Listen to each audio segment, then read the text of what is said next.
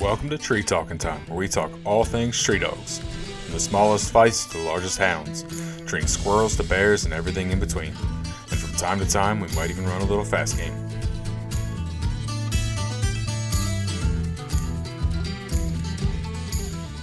Welcome back to another episode of Tree Talking Time.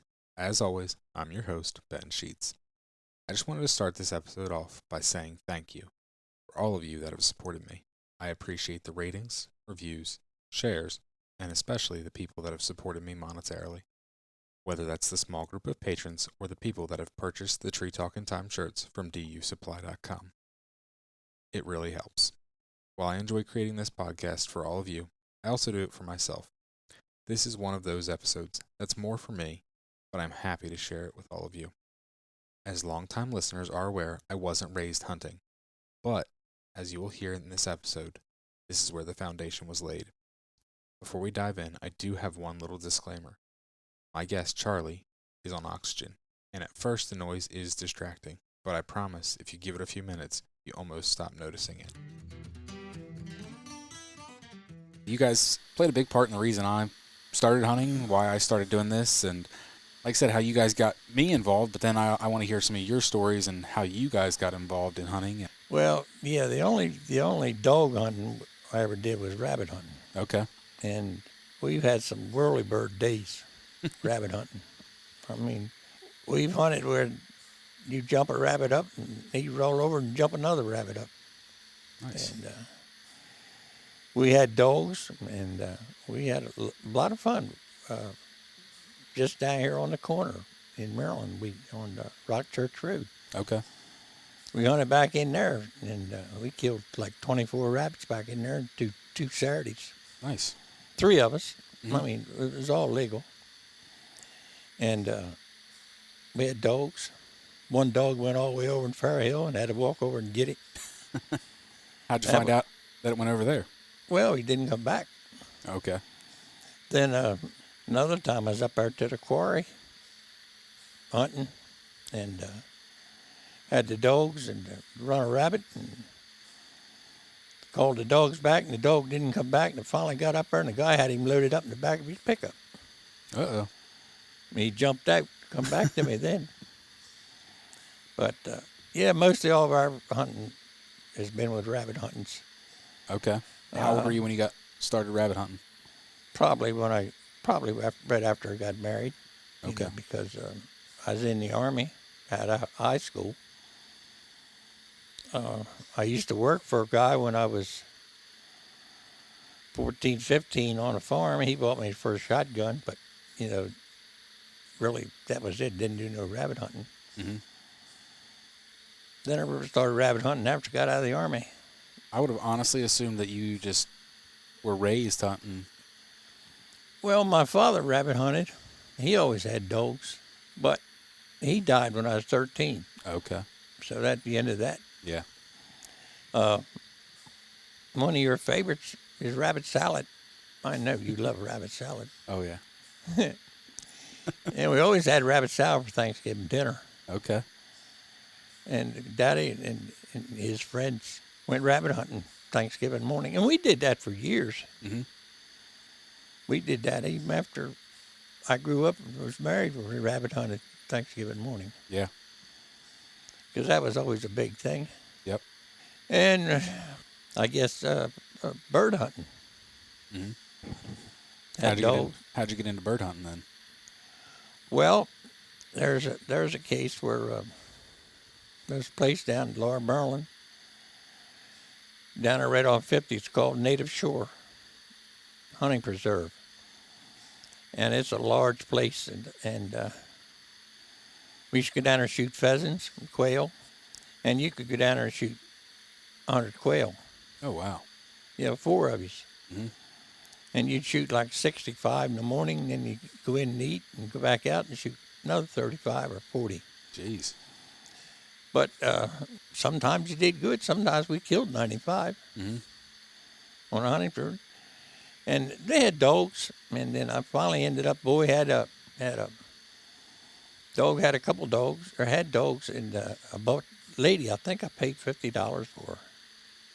Okay, so she was your only bird dog then? Yeah. Yeah, she was the only one I had. And I raised her from a puppy. And then I raised pheasants. I had pheasants down back in the chicken coop. Yep. And she started getting birdie when she'd get around them, and she turned out to be a good bird dog. Mm-hmm. I'd take pheasants out, turn them loose, and hunt her with them, and her brother Max. But that pretty much it with dogs. Okay. With dogs, yeah. Well, why don't you introduce yourself? Okay, I'm Charlie Thorpe, and then we have Charlie's wife, Anne. I'm Anne Thorpe, yep. So, for all the people listening, Charlie and Anne are the ones that got me interested in hunting when I was like 8 years old. My parents don't hunt. My grandfather had quit hunting years before I was born. And so, as an 8-year-old boy with some neighbors that their house is loaded with mounts and hunt and got dogs in the backyard, I was just enamored with all of it. Used to come over here and watch all the hunting shows because they had cable, which was a big thing back then. Because you had Lady, and you had a litter of puppies out of Lady when they weren't even 6 weeks old when we moved in. Yeah. You moved in? Yeah. Okay, so I ended up selling them without any shots or anything. I advertised them in that Gap paper. Okay. I sold them $100 a piece, and they didn't last a week, and they were going for them. That's what she ended up with. I remember 3. I don't remember a 4th. Well, she had 4. Okay. And the one Ann liked was called Lemon Drops. Yep. Ann named her Lemon Drops or something like that. There was Lemon, Lightning, and then there was Princess. And like I said, those are only 3 that I remember. Lemon and Lightning were both lemon, and then Princess was black. Black and white. Well, you don't remember one because I'll tell you why. The boy that I got the dog from, he got first choice. Oh, okay. When I took her down there and got her bred. Mm-hmm. And he got first choice of the litter. Yeah. And I think that puppy was brown and white. It had some brown and white, and he took it. Okay. So it looked like Lady then? So therefore, what you see. Yeah. Because I remember the male pup, we called him Lazy at first, then we ended up calling him Lightning. Well,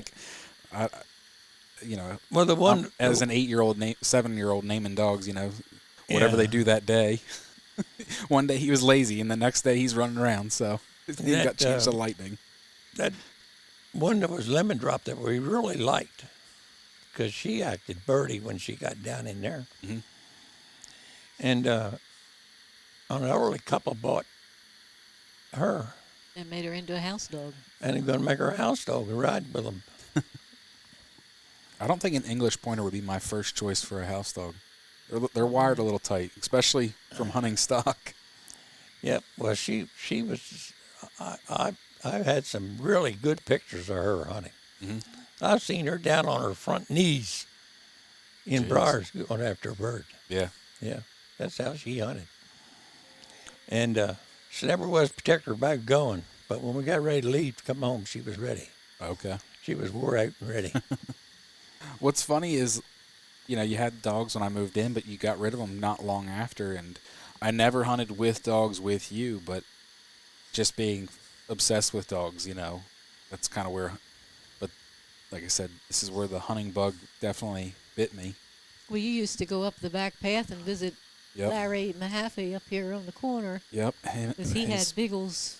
He had a bunch of Beagles Yeah. all the time. And then at different points he had some walkers. And then I remember one time he had a real nice blue tick gyp.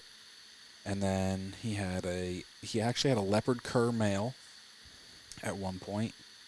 It was first leopard cur I ever saw, and here I am now. I've got leopards. And then the first time I ever hunted with a tree dog, with a dog in general, but a tree dog was when he had a little feist when I was in high school. Between you and Larry. Yeah, well, we went to wild boar hunting, Carano, Tennessee. There was, I think, 30 of us. Oh, geez. Yeah. We took a bus from Greenwood, Delaware. Took a bus. It cost $100 to take the bus. And the bus was rented to us. Yeah. And we went down there, and we left on a Saturday and got down there Sunday morning, something like that. It was straight through two Yep. bus drivers. Okay. And we went out hunting boars. They hunted goats. Mm-hmm. They had 2 or 3 shades of goats. Yeah. They had 3 sheep, and then they had wild boars. They had the red ones. Yep. And the black ones. Yeah, because yours is black, isn't it? Yeah, yeah. And they hunted them with dogs. Yep. And you could go out and hunt, and if they got a boar up that you liked, you shot it. If you didn't, you just say, I don't want that one. I don't like the looks of it. And you didn't have to shoot it. But that was a 3-day trip. Okay. And the more animals you killed, the cheaper they were. There you go. Like, I think it was $300. Yeah. So if you wanted to shoot a goat or a ram, it was $275. Mm-hmm. Or vice versa. Yeah. For your third one, it was $250. So they had to rent a U-Haul to bring the animals home. I would say with 30 of you going down there. That's how many animals was killed. But That's you get up crazy. in the mountains and them dogs, you know, and they run them hogs all around up there. Yep. I got some friends down there that run hogs, bear, coon hunt. I don't envy the hunting up there, that's for sure. Straight up and straight down. Well, yeah, that's it. And I got pictures of that too, down in there. Yeah. And pictures of the dogs all lined up. Do you remember what kind of dogs they were running? No, I don't remember that. But that was only like a 3-day hunt, Mm-hmm. and it ended up only costed $400. There you go. Yeah. Killed your boar and Well, like I The said, I bus. only killed one. Mhm. I killed a boar, yep. and the trip only cost me $400, Yeah. and that was included your meals and boar, or, you know. That's not bad at all then. No, and that was in Caranoa, Tennessee. It costs you a lot more than that today. Probably so. That's for so. sure. Anne's finding us some pictures. Give it to me. I know what I'm looking for. You really can't make out these dogs, but take it over there and hold it. And you can see how they're lined up down through there. Yeah. Now turn over a page or two and just get a glimpse of what we did. They killed goats and pigs and rams. Mm-hmm. That dog looks Yeah. a little cur dog, maybe a little bulldog blood in him. That doll sheep, the guy paid $1,500 to shoot it. Jeez. Yeah, that white one. Mm-hmm. I think Yeah. it's a doll sheep, yeah. Imagine what that would be today. Yeah. You guys put a hurting on some goats and sheep down there, that's for sure. Yeah. Yeah. Then turn to the next page. And your bear hunt?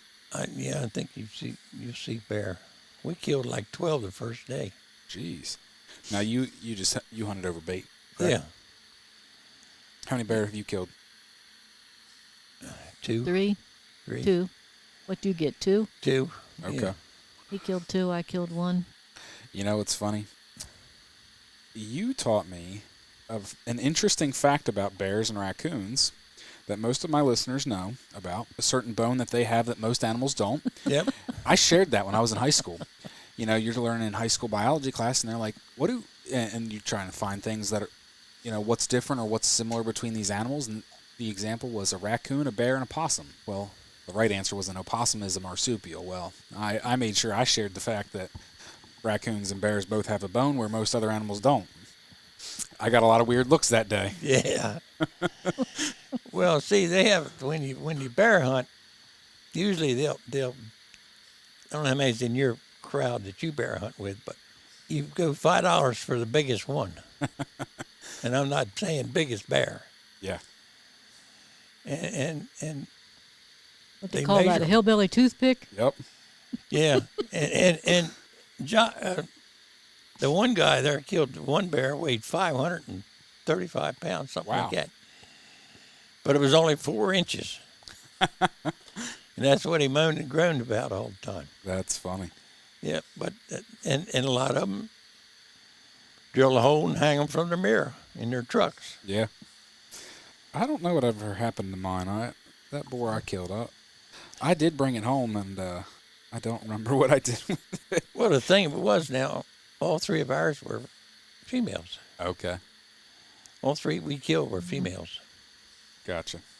So, but you can see them there. Quite a few bears hanging up there. I think there's like 12 Okay. was killed the first day. Well, it says 10 in that picture right there. Okay, Yeah. okay, maybe that's right. But that was I don't know, 93, 92. I think it said 92 in the beginning. Yeah, 92. September of 92.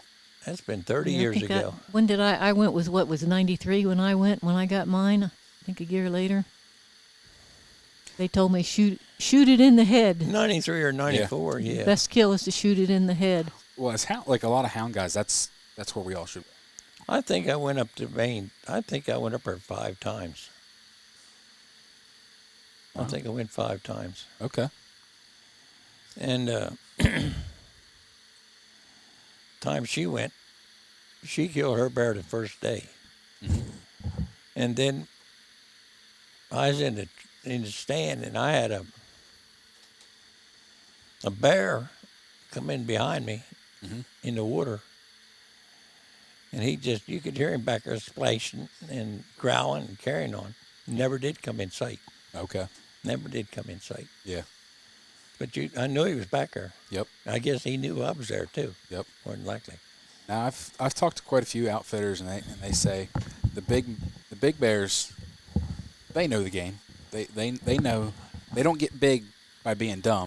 Well, the first one I killed was a small bear. It only weighed 125 pounds or something like that. Mm-hmm.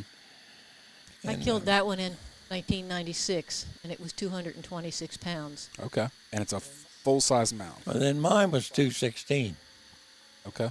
and that deer was just 216. I remember you telling me that as a kid. Yeah. Was that a 10 point? 10 10 point. That's what I thought. I always wanted you to take me coon hunting, though, because you had dogs, and then right around when I lived here is when I watched Where the Red Fern Grows, and I always tried to convince you that we need to be coon hunters. Could never convince you. No, I coon hunted when I was a young boy, and I got my fill of it when I was a young kid. What? How could you get your fill of coon hunting? Very simple. When you're 13, maybe, Okay. 12, 13, 14, Mm-hmm. and you more or less have to go. And, a kid don't dress for the weather.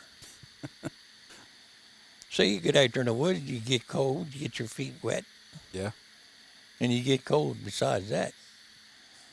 And you didn't want to go anyway. Yeah. So, but yeah, the old guy that I used to go with he lived right down the street from us, and he had his coon dogs. Then he'd drop them dogs off at a certain place. Mm-hmm. And then his wife would go on around to her relative, and then we'd go through the woods. Yeah. And hunt your way through. And if the dogs went off on a deer or something, he'd just throw his coat down and leave his coat lay there where he dumped them out. Yep. And tomorrow they'd be there. The funny thing is a lot of that homing instinct and coming back, you don't really see that anymore because anymore we don't leave dogs out because we've got GPS trackers on them. So we go when the dog gets out of pocket, runs the trash or whatever, you go find it. You bring it home. Well, there wasn't no GPS trackers in. Well, I realize that. I'm just saying now. But I did that with my Beagles. Mm-hmm. Leave my coat or something there. Yeah. I remember you telling me that as a kid. And go back and you'd see them. But Anne was a coon hunter. Yeah, I coon hunted. It was an experience. What kind of dogs did you run? We had blue ticks. What do you remember about your blue ticks? We raised them at the time. We raised them. I can't even remember their names now. It's been so long ago. I don't know whether I have any pictures of them around or not. But yeah, I got into the coon hunting, and I enjoyed it. We ended up had an old guy from Newark, Delaware, Omar Bolden, had a mule, Okay. and he got us interested in riding at night with the mule. So we ended up getting mules of our own, riding out in the woods. They're pretty sure-footed. Yep. You got to watch them, though, sometimes. I had one roll with me one time. Oh, geez. Yeah, we got into some sand pits down in Maryland, and then I was on one. His name was Short Stuff. And he decided he wanted to roll with me, the saddle, and everything on. Oh, geez. The thing I remember about the mules was you had to have harness, a lot more harness on them than you would a horse. You Okay. have the harness that goes around the front, and I don't know what the names of all that stuff is, but run around the front and around the rear end of them. Because their back is more straight, whereas a horse's sway, Okay. a mule's back is more straight. You had Keep the saddle you used to on. have pictures, because I remember seeing pictures of mules and some blue Yeah, ticks. I've got blue tick pictures and mule pictures. I had my own mule. His name was Sparkplug. He was a little feisty every now and then. It was a little bigger than Short Stuff, but I got used to him and enjoyed riding. Yep. It's a lot of fun to hunt rabbit, though. Mhm. I mean, coon hunting is all right, but it takes a special person to coon hunt. I mean, you got to wait for them to treat the coon. Yep. I like to rabbit hunt. I always did love to rabbit hunt. Yeah. I mean, you can sit there and hear them dogs running, and sooner that rabbit's going to turn around and come back. Mm-hmm. He's going to come back. You're stand still. Yep. And here's a picture of Doc and Rivers, the two Beagles you had when I moved in. Yeah, they're cages there too. Maybe the next page, one of them pages there, it's got their beagle. Like I said, the one Beagle pen's still sitting on my parents after I made it a rabbit pen. Yeah. We killed a mess of deer right there too. Yes, you did. Well, Ann killed 4 one day. Maryland's got some, killed quite a few in Maryland. That's it. Yeah, That's we always hunt in Maryland. Laws are Yeah. different. And Not like here. she killed 4 one day with 5 shots. And I told her she was wasting bullets. She shot a Mini 30, 7.62 by 39. Okay. Beautiful gun for her. Mhm. And that's what she killed her bear with. So how did you get started hunting, Ann? I had 3 brothers, and when my dad taught the boys how to shoot, I wanted to learn how to shoot.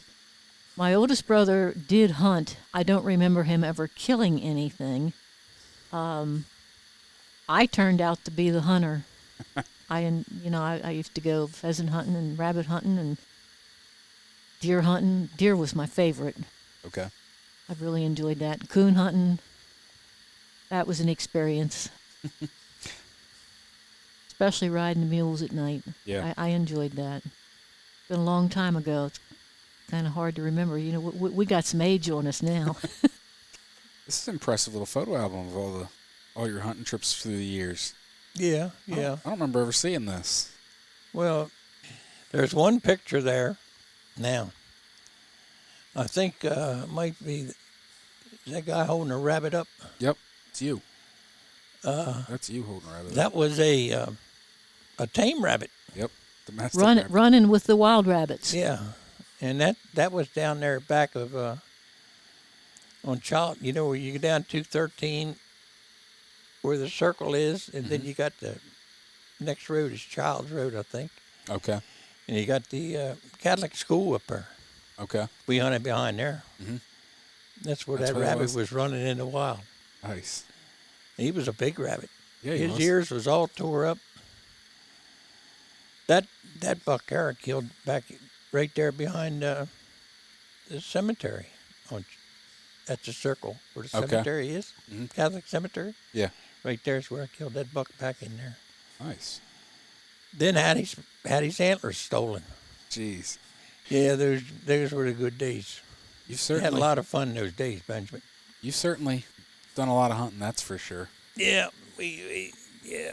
Just sitting here in your house, like, so for people that are listening, obviously can't see this, but your coffee table has 4 ducks. 4 ducks in it. Your end table has 2 chuckers.